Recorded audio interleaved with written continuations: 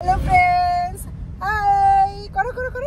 Hi, I'm Shayantika and welcome back to my channel. Shayantika is here. আমরা আজকে চলেছি আন্দামানের নিকোবরের উদ্দেশ্যে। পৌঁছে গেলাম দমদম এয়ারপোর্ট কলকাতা, আর এটা ডিজি যাত্রার এন্ট্রি গেট। এখন কিন্তু আর লাইনে দাঁড়িয়ে আই কার্ড দেখিয়ে CISF এর থ্রুতে এন্ট্রি করার কোনো প্রয়োজন হয় না। আপনি ডিজি যাত্রা অ্যাপটা অ্যাপ স্টোর কিংবা প্লে স্টোর থেকে ডাউনলোড করে নিন। খুব ইজি ওয়েতে বায়োমেট্রিক করে এখন এন্ট্রি প্রসেস হয়ে গেছে।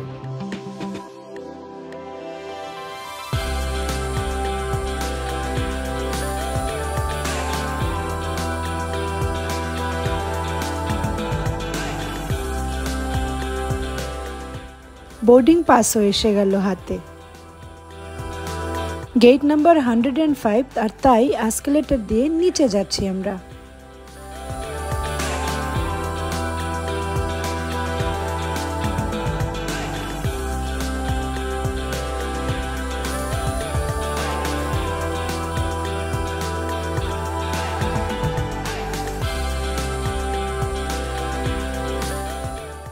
আমরা যাচ্ছি স্পাইস জেটের ফ্লাইট দিয়ে, আর টিকিটের রেট মোটামুটি 6700-র মতো পড়েছে। আমাদের সিট নাম্বার 10 ABC। আন্দামান যাওয়ার যদি প্ল্যান করে থাকেন, চেষ্টা করবেন ফ্লাইটে লেফট সাইডের উইন্ডো সাইডের সিট নেওয়ার জন্য, বিকজ লেফট সাইডের উইন্ডো সাইডের যে সিট যেটা হয় মেনলি, তো ওই ধারে যদি সিট পান, সেই দ্যাট ল্যান্ডিংয়ের সময় ভিউটা ভীষণ ভালো আসে। এবার কী ভিউ আসবে সেটা আমি এখনও জানি না, but I am hoping to have a great view this time by landing.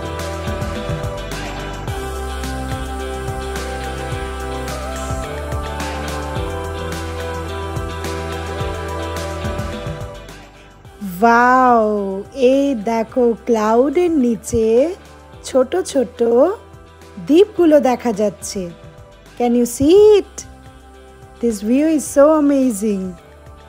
সত্যি এই মুহূর্তটা কিন্তু জানালাটার সাইডে বসেছি বলেই ক্যাপচার করতে পারছি। কি দারুণ!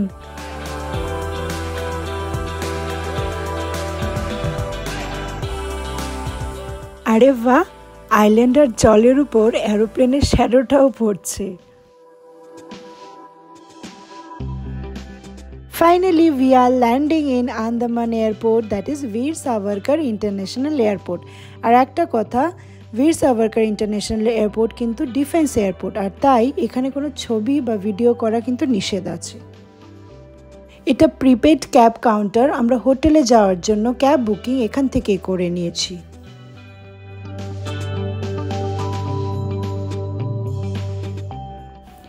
এয়ারপোর্ট থেকে হোটেল আটলান্টা, মানে যেই হোটেলটায় আমরা পোর্ট ব্লেয়ারে থাকছি, সেটা অ্যারাউন্ড 6 কিলোমিটার্স, আর প্রিপেড ক্যাবে আমাদের নিয়েছে 265 রুপিস।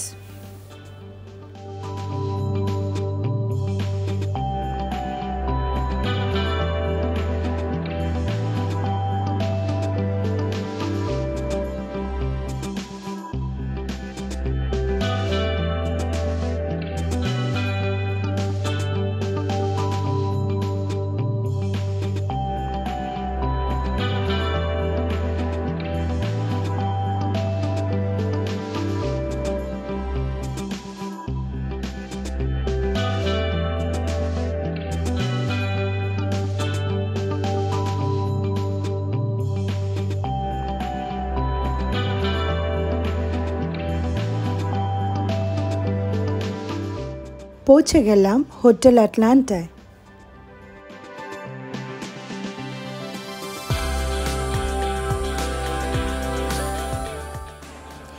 এটা হোটেল আটলান্টার রিসেপশন, আর এখান থেকে সমুদ্রটা কিন্তু দেখা যাচ্ছে। এই দেখুন,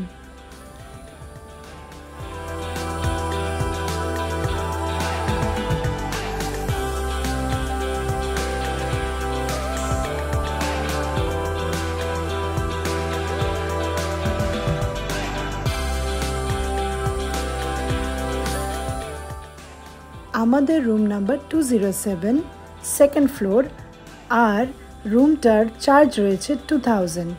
ব্রেকফাস্ট এবং ডিনার কোনোটাই এটা ইনক্লুডেড নেই। সি ফেসিং রুমসগুলো ফার্স্ট ফ্লোরে আছে। আমরা অ্যাকচুয়ালি 2 দিন আগেই বুকিং করেছি, ওই কারণে ওই রুমসগুলো আমরা পাইনি।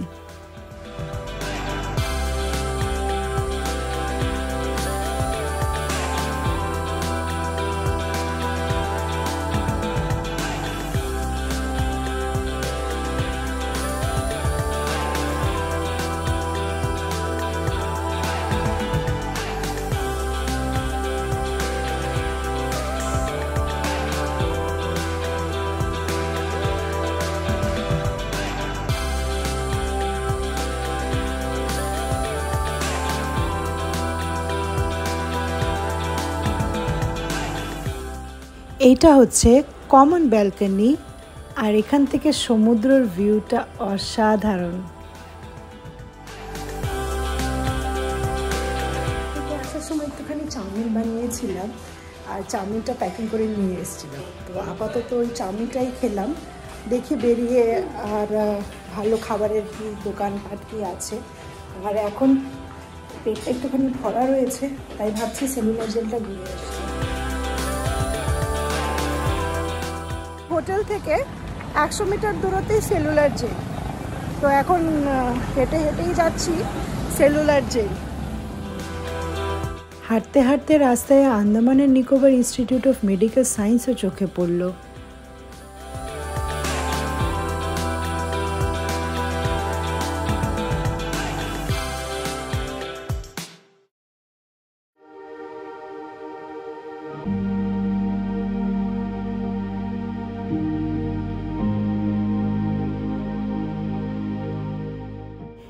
ঢুকে পড়লাম সেলুলার জেল।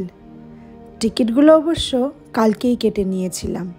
কোন সাইট থেকে কেটেছি সবটাই ডেসক্রিপশনে দিয়ে দিচ্ছি। ইন্ডিয়ানদের 30 টাকা করে টিকিটের রেট, আর ফরেনারদের 100 টাকা করে।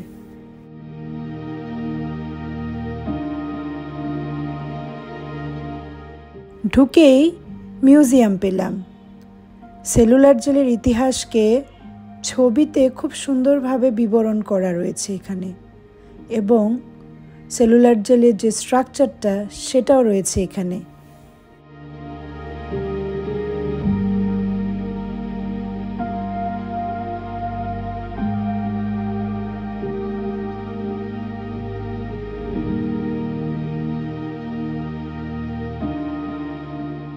তারপরেই দেখতে পেলাম সাগরিকা এম্পোরিয়াম। এখন ঢোকার সেরকম টাইম নেই, সেলুলার জেলটা আগে ঘুরে আসি। আর হ্যাঁ, এখানে লেডিস আর জেন্টস বোথের টয়লেটও রয়েছে দেখলাম। তারপর দেখতে পেলাম অনেকগুলো চেয়ার পাতা। লাইট অ্যান্ড সাউন্ড শোয়ের জন্যই হবে চেয়ারগুলো দেওয়া। সেলুলার জেল বা কালাপানি ভারতের আন্দামান ও নিকোবর দ্বীপপুঞ্জে অবস্থিত একটি পূর্বতন কারাগার। 1906 সালে এই কারাগারটি নির্মাণ সম্পন্ন হয়। ভারতের স্বাধীনতা সংগ্রামে অংশগ্রহণকারী বহু বিশিষ্ট আন্দোলনকারী যেমন বটুকেশ্বর দত্ত, উল্লাসকর দত্ত ও বিনায়ক দামোদর সাভারকরকে এই কারাগারে বন্দী করে রাখা হয়েছিল। এখন এই দালানটি জাতীয় স্মৃতি স্মারক হিসাবে ব্যবহৃত হচ্ছে। আন্দামান দ্বীপপুঞ্জে একমাত্র সেলুলার জেলটি পোড়ামাটির ইটের নির্মিত। স্বাধীনতা সংগ্রামের একটি বিশেষ অংশ হয়ে উঠেছিল এই সেলুলার জেল। 1893 সালে শুরু হয়েছিল এই জেল তৈরির কাজ, আর তা শেষ হয়েছিল 1906 সালে। স্বাধীনতার প্রথম যুদ্ধ এবং সিপাহী বিদ্রোহের পর প্রায় 200 জন বিদ্রোহীকে আন্দামান দ্বীপান্তরে পাঠিয়ে দিয়েছিল ব্রিটিশরা। বলা হয় 1857 সালের ডিসেম্বর মাসে দ্বীপগুলিকে পরিবর্তন করেছিলেন তারা। 1858 সালের জানুয়ারিতে ব্রিটিশ সরকার একটি প্রতিবেদনও জমা দেয়। সে সময় সরকার আন্দামান দ্বীপকে কারাগার বা জেল হিসেবে ব্যবহার করার জন্য সিদ্ধান্ত নেয়। প্রথম 10 মার্চ 200 জন বিদ্রোহীকে এখানে আনা হয়েছিল। 19 শতকে যখন ভারত পরাধীন, ঠিক সেই সময় স্বাধীনতা সংগ্রাম ছিল তুঙ্গে। অনেক বিদ্রোহীদের ফাঁসি তো দেওয়া হতোই, আবার অনেকেরই ঠাঁই হতো এই ভয়ঙ্কর দ্বীপে। তখন ব্রিটিশ সরকার ভাবলেন এবার আন্দামানের দরকার এক নিরাপত্তা সমেত একটি কারাগার। তখনই নির্মিত হলো এই কালাপানি বা সেলুলার জেল।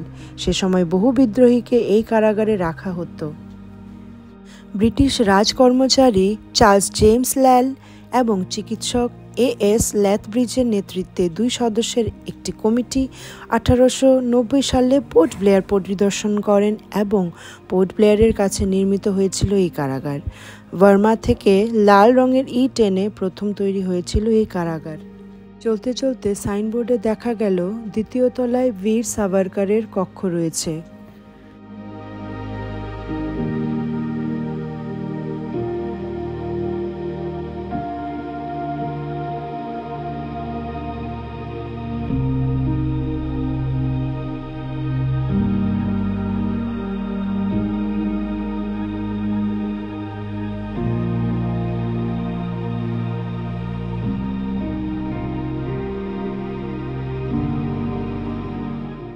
এই সেলুলার জেলে বিশাল 3 তলার কাঠামো ছিল। সেখানে ভবনের 7টি শাখা ছিল। কেন্দ্রে ছিল টাওয়ার, যেখান থেকে কারাগারের নিরাপত্তারক্ষীরা সকলের উপর নজরদারি রাখতেন। পেনসিলভেনিয়া সিস্টেম বা পৃথক সিস্টেম যেটিকে বলে, তার উপর ভিত্তি করে তৈরি হয়েছিল এই সেলুলার জেল। চলতে চলতে 3 তলায় কারারুদ্ধ মুক্তিযোদ্ধাদের বিশাল লিস্ট চোখে পড়ল।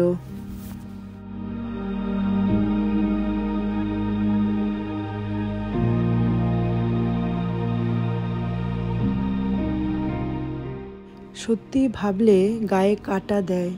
যেই মানুষগুলোর জন্য আমরা আজকে মুক্তভাবে ঘুরতে পারছি, সেই মানুষগুলো আমাদের জন্য কত কিনা যন্ত্রণা সহ্য করেছিল।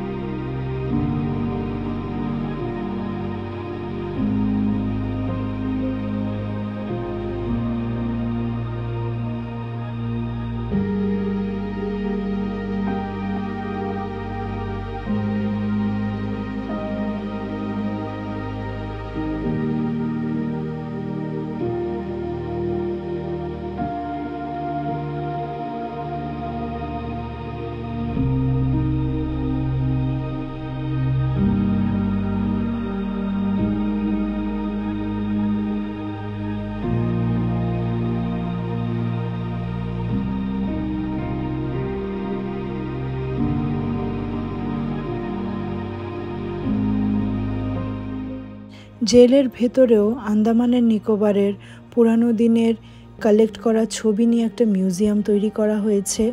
ঘুরতে গেলে অবশ্যই এটাও দেখে আসবেন।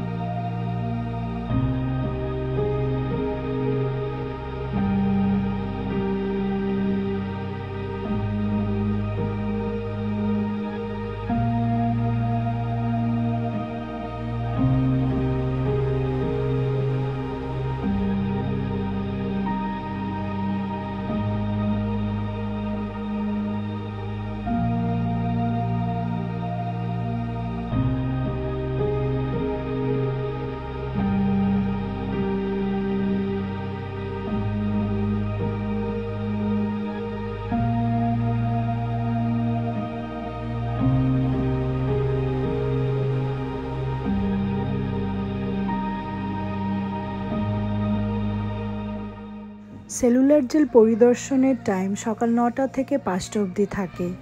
ন্যাশনাল হলিডেজগুলোতে বন্ধ থাকে, বাদবাকি প্রত্যেক দিনই খোলা থাকে। এখন মোটামুটি 5টা বেজে গেছে আর আমাদের সেলুলার জেল ঘোরাও হয়ে গেছে, তাই এখন একটু হোটেলে যাচ্ছি। 5:50 লাইট অ্যান্ড সাউন্ডের শোটা আবার ধরতে হবে। টিকিট অলরেডি কাটা আছে, আর কোত্থেকে কেটেছি সব ডিটেলসটাই আবার বলছি ডেসক্রিপশন বক্সে দিয়ে দেব। বেরিয়েই বা সাইডে দেখলাম একটা পার্ক রয়েছে, আর পার্কের সামনে ডাব, টুপি এগুলো নিয়ে বিক্রেতা বসেছে। ডাব রেট জিজ্ঞেস করায় জানতে পেলাম ডাব 50 টাকা করে। ডাবে কিন্তু ভালোই জল, টাকা উসল। টুপি আমিও নিয়ে নিলাম 200 করে। ওরা নিজেরাই বলছে যে আন্দামানে তো অ্যাকচুয়ালি নিজের কিছু প্রোডাকশন নেই, সব জিনিসই বাইরে থেকে আসে, আর ওই জন্য দামটা একটু বেশি। পৌঁছে গেলাম আবার হোটেল অ্যাটলান্টা, একটুখানি রেস্ট করে আবার যাব লাইট অ্যান্ড সাউন্ড দেখতে। 5:50 বেজে যাচ্ছে, আমরা এসে গেছি লাইট অ্যান্ড সাউন্ড দেখতে। আর এটা হচ্ছে লাইন। টিকিটটা আগে অবশ্যই কেটে নেবেন। অনলাইনে বুকিং করা আছে, তাই টিকিটটাও মোবাইলেই রয়েছে। 300 টাকা করে পড়ছে রেট বড়দের, আর 150 টাকা করে পড়ছে 5 থেকে 11 বছরের বাচ্চার। আমার ছেলের তাই 150 টাকা লাগলো। লাইট অ্যান্ড সাউন্ড শো এর সময় কিন্তু মোবাইল ইউজ করা নিষিদ্ধ আছে, তাই সাইলেন্ট মুড বা ফ্লাইট মুডে দিয়েই দেখতে বসবেন এই শোটা। কী যে অসাধারণ শো, গায়ে কাটা দিল। পোর্ট ব্লেয়ার এলে অবশ্যই শোটা দেখবেন আপনারা।